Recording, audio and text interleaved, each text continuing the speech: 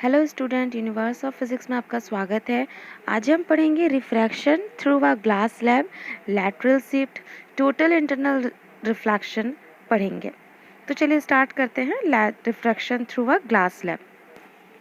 तो जैसे कि आप यहाँ पर इमेज में देख रहे हैं कि एक लेज़र बीम जब हम ग्लास स्लैब से इंसिडेंट करते हैं तो यह लेज़र बीम अपना अपना पाथ चेंज करके दूसरी डायरेक्शन में निकल रही है, मतलब सीधा ये नहीं निकल रही है।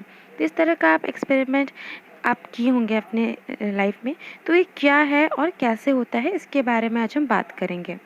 तो जब हम किसी लाइट को इंसिडेंट करते हैं और ये जब मीडियम चेंज करता है तो रे ऑफ लाइट नॉर्मल की ओर झुक जाती है, और जब वो फिर से ग्लास से एयर में जाती है तो वो नॉर्मल से दूर भाग जाती है, जिसके कारण यहाँ जो डायग्राम दिया हुआ है उस पर आप देख पा रहे हैं कि लेज़र लाइट को जब इंसिडेंट किया गया तो ग्लास स्लैब में उसका उसका पाथ जो है थोड़ा सा बेंड है और ये नॉर्मल की ओर झुकी हुई है।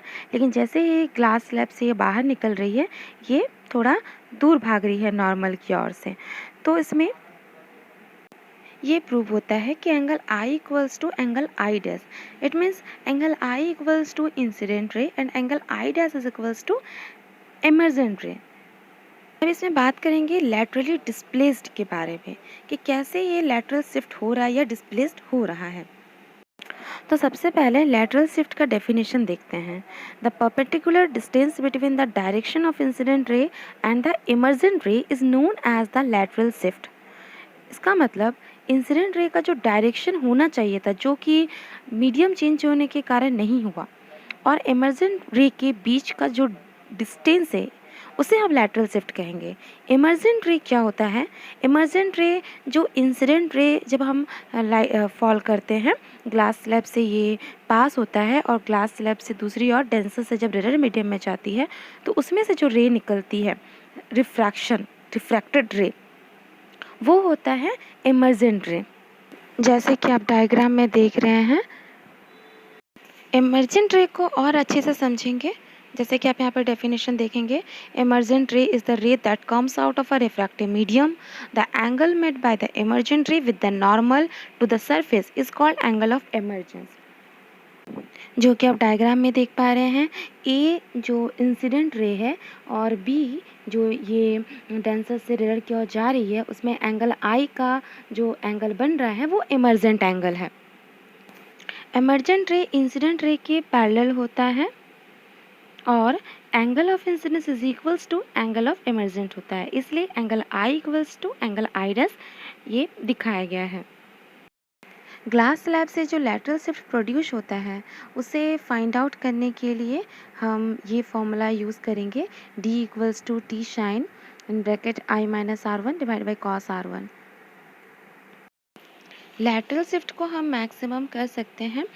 इसमें कॉस आर का वैल्यू को 1 किया जाए, यानी आर का वैल्यू को 0 रख करके, और sine i minus r one के वैल्यू में इक्वल 1 करके, यानी आई का वैल्यू को 90 डिग्री। अगर स्लैब का थिकनेस अगर ज़्यादा होगा तो भी लैटरल शिफ्ट मैक्सिमम मिलेगा। आप इस इमेज को देख रहे हैं जिसमें ग्लास में जो पेंसिल है वो पानी में डूबा हुआ है और हमें थोड़ा सा बेंड दिख रहा है। तो आप समझ गए होंगे कि ये ऐसा क्यों दिख रहा है। तो ये रिफ्रैक्शन का एक एग्जाम्पल है, एक फिनोमिना है। एक और एग्जांपल लेते हैं स्टार का, जो हमें लगता है कि ये अपने एक्चुअल पोजीशन पे नहीं है, कहीं और है। इसका भी रीज़न है रिफ्रैक्शन। रिफ्रैक्शन के कारण ये एक्चुअल पोजीशन से हमें कहीं और दिखने का इल्यूशन होता है। अब बात करते हैं टोटल इंटरनल रिफ्लेक्शन की। The phenomenon of reflection of light when a ray of light travelling from a denser to rarer medium is sent back to the same denser medium provided it strikes the interface of the denser and the rarer medium at an angle greater than the critical angle is called total internal reflection। मतलब जब कोई light denser से rare medium की ओर जाती है, लेकिन एक ऐसा पोजीशन आता है जैसे कि आप डायग्राम में देख रहे हैं कि जब ये इंटरफेस से टकरा करके वापस बेंट हो जाती है या रिफ्लेक्ट हो जाती है, तो हम इसे टोटल इंटरनल रिफ्लेक्शन कहेंगे। और इस कंडीशन में क्रिटिकल एंगल जो है वो रिफ्रैक्शन से एंगल ऑफ रिफ्रैक्शन से छोटी होती है। जैसे कि आप देख रहे हैं थीटा से क्रिटिकल एंगल है, तो क्रिटिकल एंगल तब होता है, एंगल ऑफ इंसिडेंस को ही क्रिटिकल एंगल कहेंगे, जब आई का वैल्यू ऐसा हो कि उसमें जो रिफ्रैक्शन रहे या एंगल ऑफ रिफ्रैक्शन जो रहे वो 90 डिग्री का हो जाए, तो उस मिनिमम वैल्यू को हम क्रिटिकल एंगल कहेंगे। और इसके बाद जो भी रेज़ इंटरफेस में स्ट्राइक करेगी वो सारी रेज़ रिफ्रैक्ट ना हो करके रिफ्लेक्ट होगी और इसके बाद रिफ्रैक्शन नहीं मिलेगा। इसे ही टोटल इंटरनल रिफ्लेक्शन कहा जाता है। जैसे कि आप अभी देख रहे हैं यहाँ क्रिटिकल एंगल का वैल्यू 48.8 डिग्री है। ये स्मॉलेस्ट एंगल था जिससे हमें एंगल ऑफ रिफ्रैक्शन 90 डिग्री मिला। और जब हम इसमें इंसिडेंट रे के एंगल को बढ़ाते हैं 60 डिग्री, जैसे कि आप देख रहे हैं, तो इसके बाद कोई भी रिफ्रैक्शन नहीं मिलता है।